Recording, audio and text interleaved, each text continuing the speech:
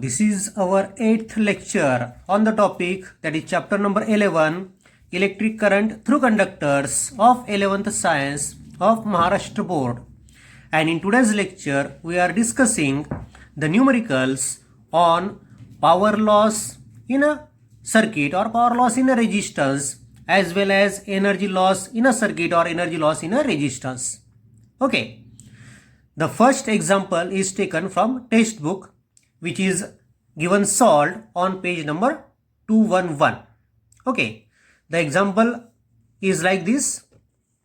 An electric heater takes 6 ampere current from a 230 volt supply line.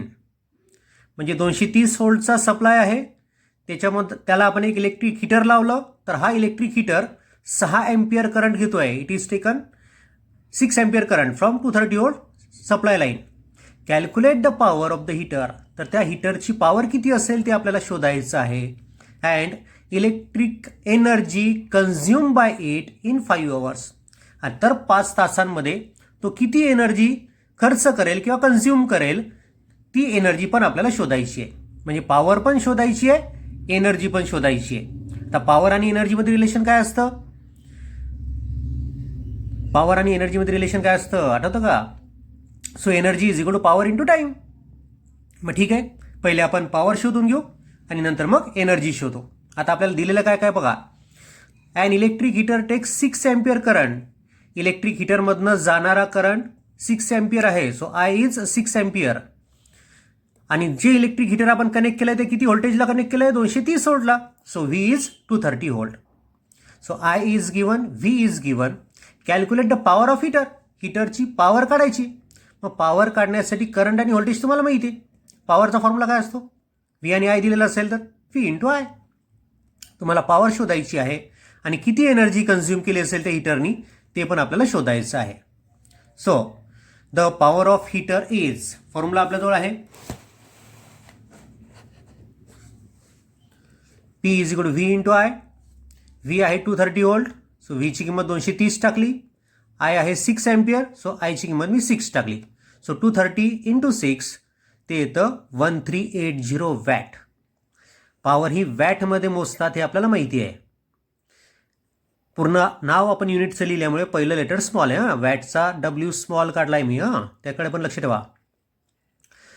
पण या 1380 वॅटला मला असं पण लिहिता येतं 1.38 किलोवॅट. बरोबर आहे. 10⁻³ जर इथे तुम्ही काढला सेपरेट, म्हणजे याला तुम्ही असं लिहू शकता 1.380 इंटू 10⁻³ वॅट. हा 10⁻³ जर आपण काढून टाकला तर याच्याऐवजी किलो घेता येतो आपल्याला. So take kilo in place of this 10⁻³. So it becomes 1.38 kilowatt. Okay. आता ही झाली त्या हीटरची पॉवर. आपल्याला हीटरने किती एनर्जी खर्च केलेली असेल ती एनर्जी पण शोधायची आहे. So the energy consume is, energy कन्झ्युमसाठी फॉर्म्युला काय असतो? Power into time. Power kilowatt मधली आहे.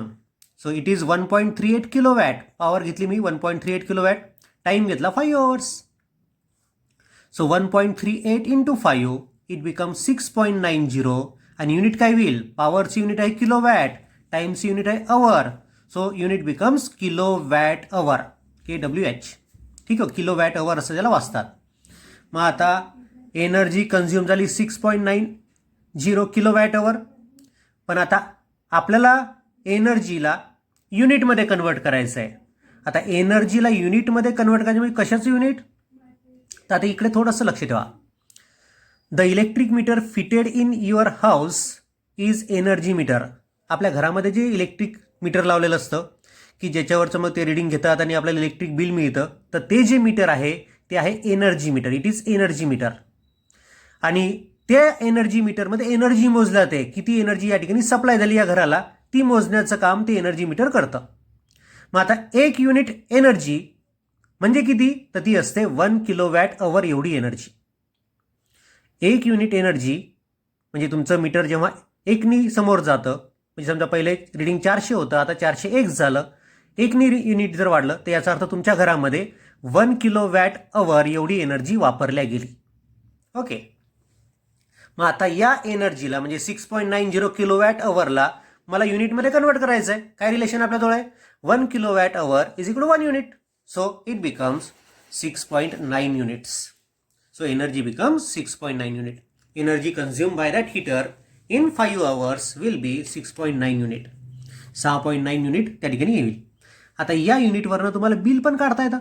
समजा पर युनिट 10 रुपये बिल त्या ठिकाणी हे असेल, 10 रुपये तुम्हाला जर एका युनिटचे पडत असतील तर या 6.9 युनिटची किती होतील? 69 रुपीज तुम्हाला त्या 5 तासाचे पडतील. ओके, 10 रुपये युनिट असेल तर त्या प्रकारे पण तुम्हाला कॅल्क्युलेशन करता येतात. ठीक आहे, तो समोरचा पार्ट असेल. येईल समोर एक्झाम्पल एखादं त्या प्रकारचं. आता सेकंड एक्झाम्पल बघा. The heating element connected to 230 volt. एक हिटिंग एलिमेंट आहे की जो आपण 230 व्होल्टच्या सप्लायला कनेक्ट केला. Draw a current of 5 ampere.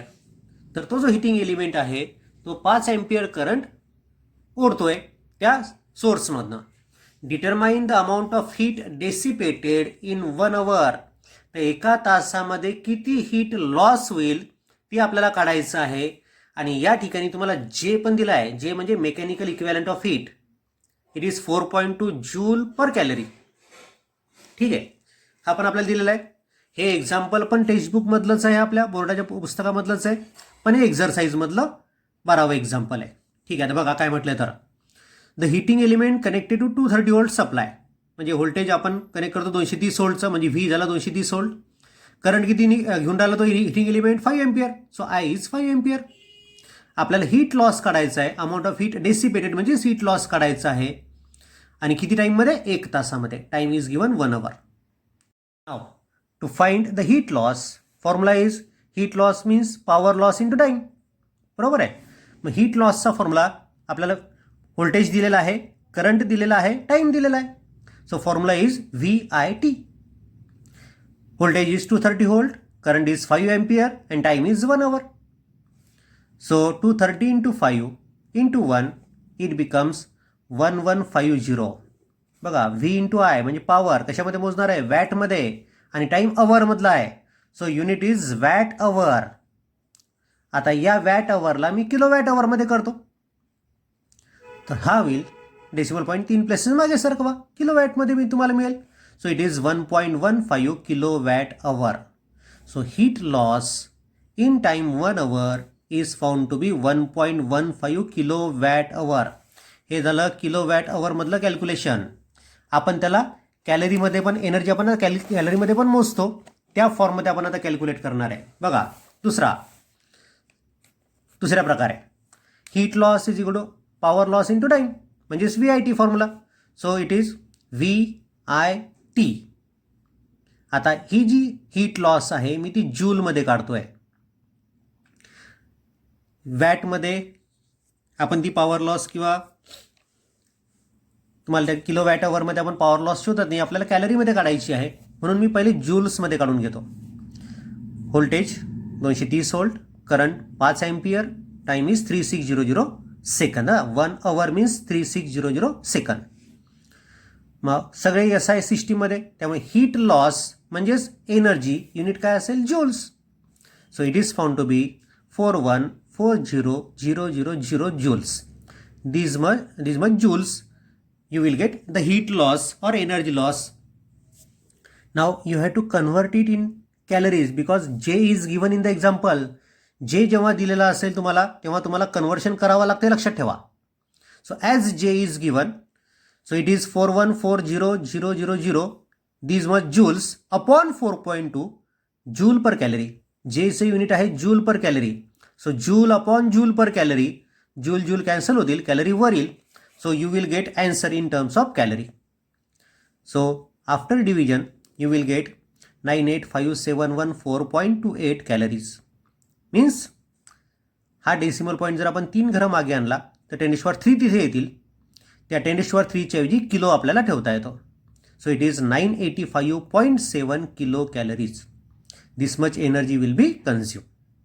ठीक आहे, म्हणजे तुम्हाला तेच आन्सर किलोवॅट अवरमध्ये काढता येतं आणि तेच आन्सर तुम्हाला किलो कॅलरीमध्ये पण काढता येतं, जूलमध्ये पण काढता येतं. ठीक आहे, म्हणजे त्या ॲन्सरला कोणत्या युनिटमध्ये विचारलं आहे त्यानुसार तुम्हाला कॅल्क्युलेशन वळवावे लागतील. Okay. Next example is third example. आता हे थोडंसं वेगळं आहे. वेगळं आहे म्हटल्यापेक्षा सेम त्याच्यासारखंच आहे. बघा आता व्यवस्थित लक्ष द्या.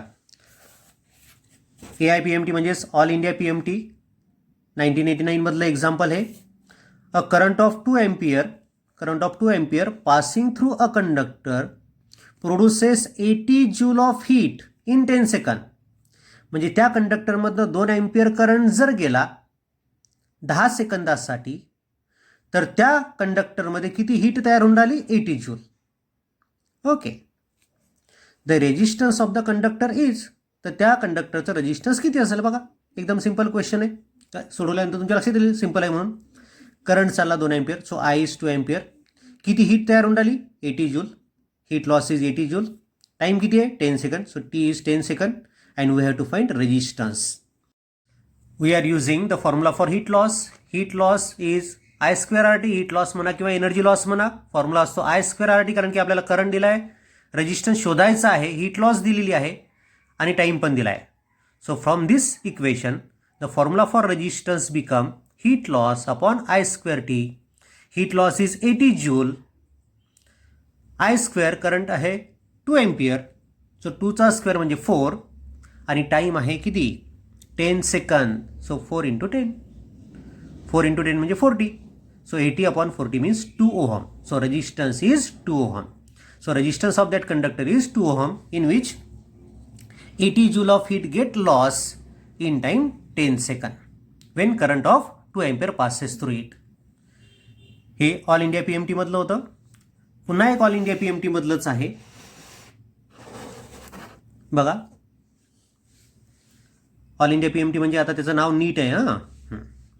A 5 ampere fuse wire can withstand a maximum power of 1 watt in a circuit. Okay. A 5 ampere fuse, त्या 5 ampereचा फ्यूज आहे, can withstand a maximum power of 1 watt. त्या फ्यूजमधनं मॅक्झिमम पॉवर 1 वॅट जाऊ शकते. The resistance of the fuse wire is, तर त्या fuse वायरचा resistance किती असेल हे आपल्याला त्यांनी विचारलंय. ऑल इंडिया PMT 2005 या परीक्षेमध्ये विचारलेलं हे एक्झाम्पल आहे. बघा आता ती जी फ्यूज वायर आहे त्या फ्यूज वायरमधनं मॅक्झिमम पॉवर किती जाते? 1 watt. So power is given 1 watt. किती करंट जाऊ शकतो? 5 ampere. So I is 5 ampere. And what you have to find? The resistance of the fuse wire is, resistance आपल्याला काढायचं आहे. मग काय करसाल? पॉवर माहिती आहे, करंट माहिती आहे, रेजिस्टन्स काढायचं आहे. पॉवरचा फॉर्म्युला माहिती आहे आपल्याला, पॉवर इज I²R. रेजिस्टन्स काढता येईल. So resistance is power upon I². Power is 1 watt upon I² म्हणजे 5चा square, so 25. So 1 upon 25 means 0.04 ohm. So this is resistance of fuse wire 0.04 ohm. Okay. This was the fourth example. एकदम easy आहे, बरोबर आहे.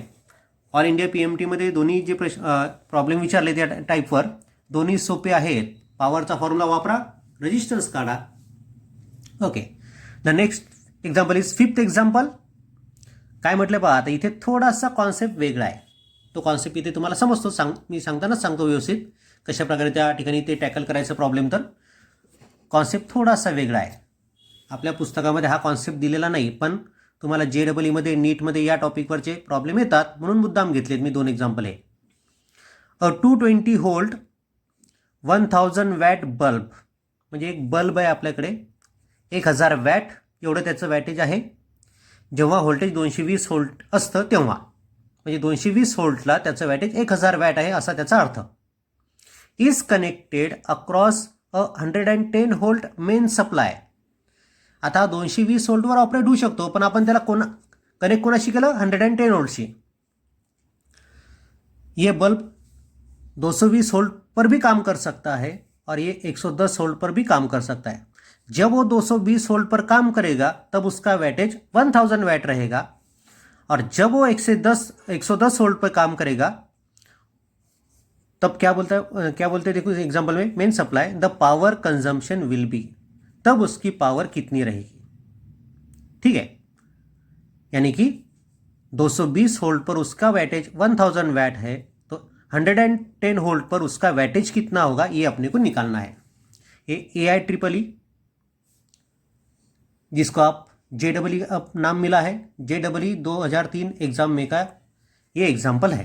देखो आप पहले अपन ऐसा अगर एग्जाम्पल रहा, उस इंस्ट्रूमेंट का आपको वैटेज दिया है पर्टिकुलर वोल्टेज पे, तब पहिले उसका रेजिस्टन्स निकाल लेने का स्टेप ध्यान में रखो हां।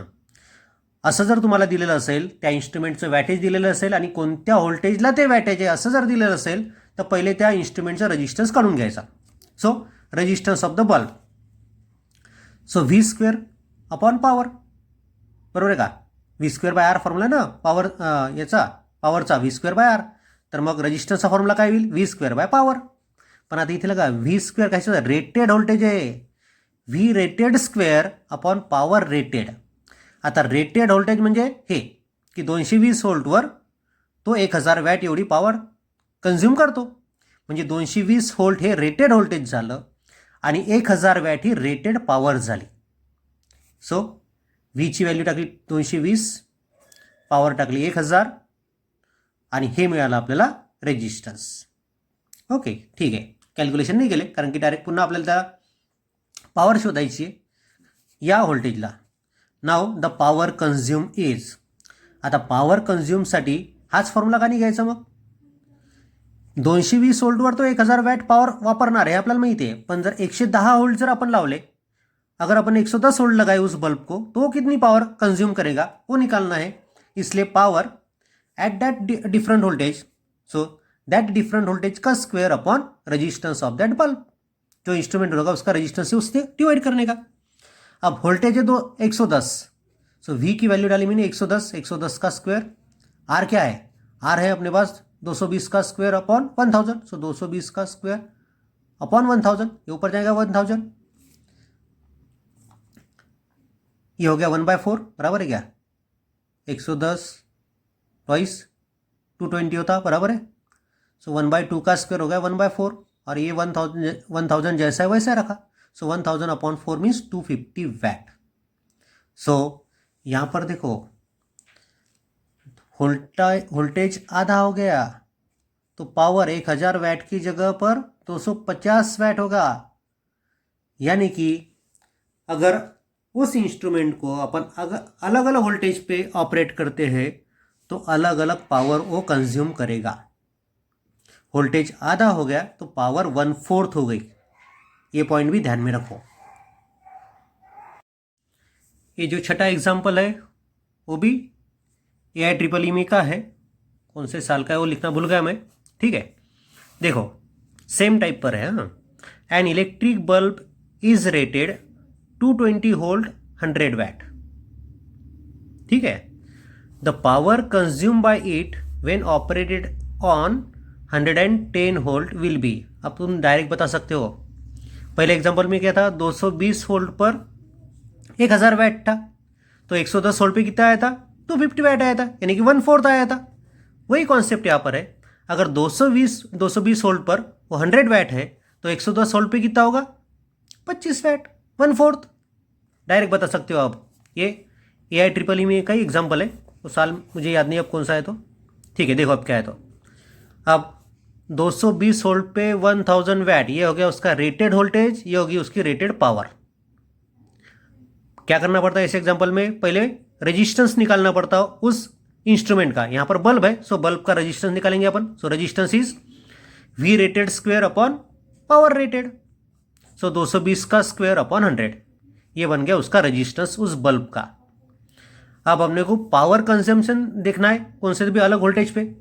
सो पावर कंजम्पशन का फॉर्मूला अपने पास V²/R, रेजिस्टेंस अपने को पता है उस बल्ब का. सो V²/R, V² बोले तो 110, सो 110 का स्क्वायर अपॉन R, R है 220 का स्क्वायर अपॉन 100. 110 220 1/2 का स्क्वायर बने 1/4, सो 100/4, सो 25 वैट.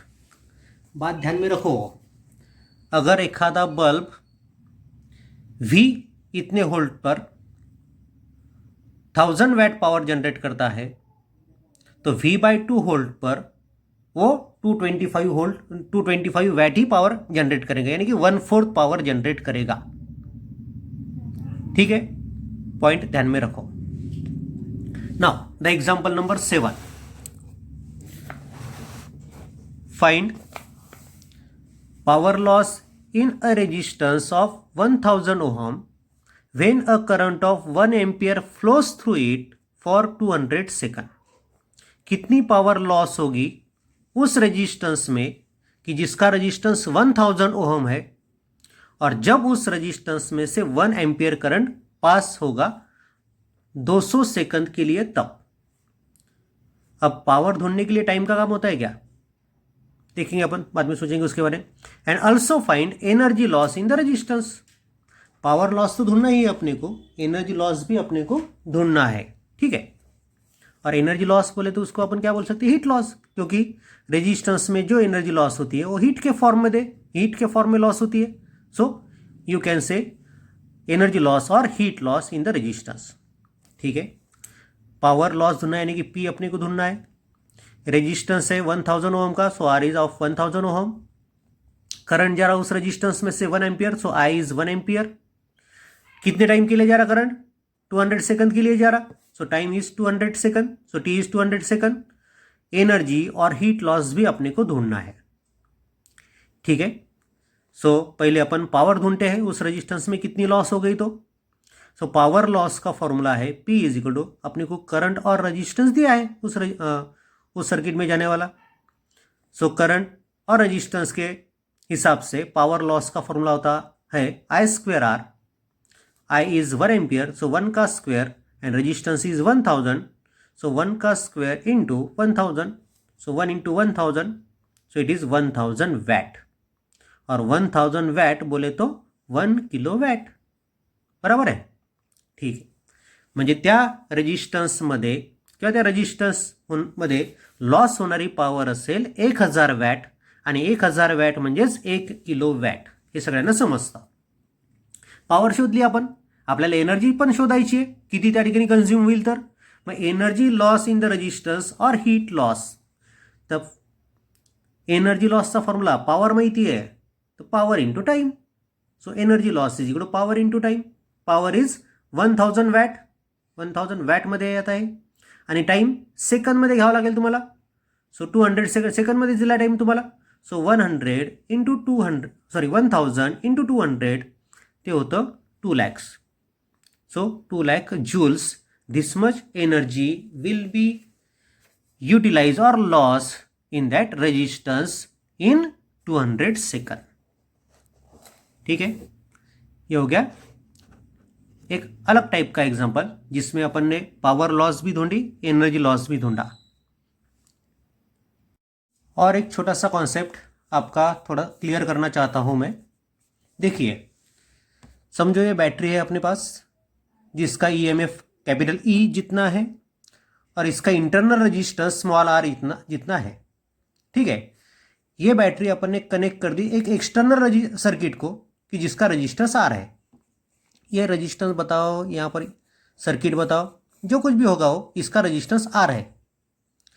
ये बैटरी इस सर्किट को या रेजिस्टेंस को पावर सप्लाई करेगी। जो पावर ये बैटरी सप्लाई करेगी वो कम भी हो सकती है, ज़्यादा भी हो सकती है, मैक्सिमम पावर भी वो सप्लाई कर सकती है। ये बैटरी इस सर्किट को मैक्सिमम पावर कब सप्लाई करेगी, तो उसकी कंडीशन है। इस सर्किट को मिलने वाली पावर मैक्सिमम तब ही होगी जब इस सर्किट का रेजिस्टेंस और बैटरी का इंटरनल रेजिस्टेंस सेम होगा तब। Means when internal resistance of the battery is equal to resistance of the external circuit, the battery supplies maximum power. Point ध्यान में रखो, मैक्सिमम पावर ट्रांसफर थ्योरम इसको बोलते हैं। ओके, पॉइंट ध्यान में रखो, जब बैटरी का इंटरनल रेजिस्टेंस और सर्किट का रेजिस्टेंस सेम होगा तब ही बैटरी मैक्सिमम पावर उस सर्किट को डिलीवर करेगी। अगर ये रेजिस्टेंस यानी कि एक्सटर्नल सर्किट का रेजिस्टेंस इस इंटरनल रेजिस्टेंस से ज़्यादा होगा तो मैक्सिमम पावर डिलीवर नहीं करेगी बैटरी, ठीक है। पावर डिलीवर करेगी लेकिन मैक्सिमम नहीं करेगी। पॉइंट ध्यान में रखो। जो कॉन्सेप्ट मैंने आपको बताया उसी कॉन्सेप्ट पर एक एग्जांपल लिया हूँ मैंने, कि जो किताब में नहीं है, लेकिन कॉन्सेप्ट आपका क्लियर होना चाहिए, इसलिए ये सब शुरू है। ठीक है। एक question is like this, maximum power delivered by the cell of EMF E and internal resistance R to the resistance capital R is. अगर कैपिटल R इतना रेजिस्टेंस तुमने बैटरी को लगाया तो मैक्सिमम पावर वो जो बैटरी है वो कितनी देगी, उसका डेरिवेशन अपने को करना है। ठीक है, छोटा सा कॉन्सेप्ट है, सिंपल कॉन्सेप्ट, इसको तुम प्रॉब्लम बोलो या डेरिवेशन बोलो, अपने काम का है, इसलिए मैंने उधर CBSE में से उठाया और तुम्हारे सामने रख रहा हूँ। ठीक है, अपने काम का, इस पे प्रॉब्लम आते हैं, इसलिए देखो आप, we know that a battery of EMF E delivers maximum power when the resistance of external circuit R and internal resistance of the battery means small r is same। अगर सर्किट का resistance और battery का internal resistance सरी का होगा तो battery maximum power deliver करेगी, ये अपने को पता है। That is if capital R is equal to small r then power is maximum. देखो आप, पावर का फॉर्मूला क्या है अपने पास, I²R। अब current in terms of EMF में लिखता हूं, यहां पर EMF अपने को EMF को इंट्रोड्यूस करना है यहां पर, और बैटरी का EMF E अगर होगा तो बैटरी उस रेजिस्टेंस कैपिटल R में से करंट कितना भेजेगी, तो करंट भेजेगी E/R+R इतना। So in place of this I keep this value E/R+R। So power becomes E/R+R का स्क्वायर इंटू R। ठीक है, लेकिन अपने को मैक्सिमम पावर ढूंढनी है।